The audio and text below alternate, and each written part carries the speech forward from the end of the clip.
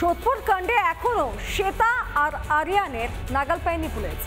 শ্বেতার দুই ভাইকে জিজ্ঞাসাবাদ করে পলাতকদের খোঁজ পাওয়ার চেষ্টা পুলিশের। আর এরই মাঝে প্রকাশ্যে আসছে একের পর এক তৃণমূল নেতার সঙ্গে এই শ্বেতার ছবি।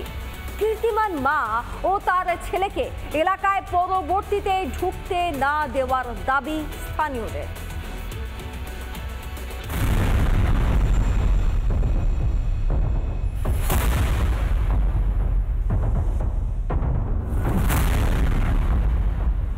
সোদপুর কাণ্ডে এখনো ফেরার কীর্তিমান শ্বেতা খান ও আরিয়ান খান।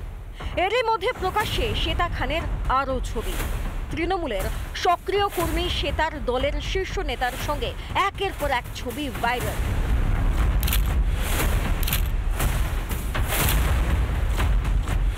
মূর্তিমান মা ছেলের খোঁজ পেতে শ্বেতার দুই ভাই আনারুল ও মানারুলকে জিজ্ঞাসাবাদ করে পুলিশ। দফায় দফায় জিজ্ঞাসাবাদের পর তাদের ছেড়ে দেয় বাঁকড়া ফাঁড়ির পুলিশ। অন্যদিকে শ্বেতার বিরুদ্ধে উঠছে একের পর এক অবৈধ ব্যবসার অভিযোগ, সঙ্গে এলাকায় দাদাগিরি। খুব খারাপ বিষয়, পরিবেশটাতে মানে পুরো আমাদের বাঁকড়ার নামটা ডুবে গেল। ও পাড়ায় নোংরামু করছে, ওই জন্য ঢুকতে দেবো না। আমরা এলাকাবাসী মিলে উদ্যোগ নিয়েছি যে ওর পাড়ায় ঢুকতে দেবো না, ওই জন্য আমরা সবাই সই করাচ্ছি।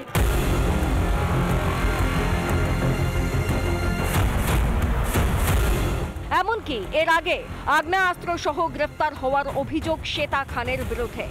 শাসক দলের নেতাদের সঙ্গে ওঠা বসা, প্রভাবশালী ব্যবসায়ীর সঙ্গে ঘনিষ্ঠতার জন্যই কি রমরমিয়ে চলত তৃণমূলের সম্পদ শ্বেতার ব্যবসা? প্রশ্ন তুলে শাসক দলকে নিশানা বিজেপির। বাঁকড়াতে যেভাবে পর্ন ফিল্মের ইন্ডাস্ট্রি চালিয়েছে,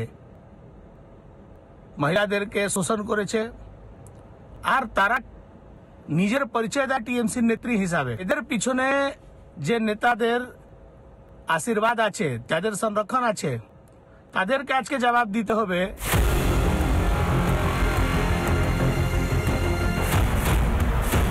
এর মাঝে সামনে আসছে শ্বেতার ওড়িশা যোগ। তবে কি পড়শি রাজ্যে গা ঢাকা দিয়েছে মা ছেলে? খোঁজ পেলেও প্রভাবশালী যোগে গুরু পাপে লঘুদণ্ড হবে না তো শ্বেতা আরিয়ানের? এলাকার মানুষ ক্ষিপ্ত হয়ে উঠছে, তারা এই এলাকাতে আর থাকতে দিতে চাইছে না এই শ্বেতা খানকে এবং আরিয়ান খানকে। হাওড়া থেকে প্রসেনজিৎ অধিকারী রিপোর্ট, রিপাবলিক বাংলা। নানা ধরনের কন্টেন্ট দেখার জন্য লাইক করুন, শেয়ার করুন আমাদের ফেসবুক পেজ, সাবস্ক্রাইব করুন আমাদের ইউটিউব চ্যানেল। পাশাপাশি অন্যান্য ব্রেকিং নিউজের জন্য অবশ্যই চোখ রাখুন রিপাবলিক বাংলায়।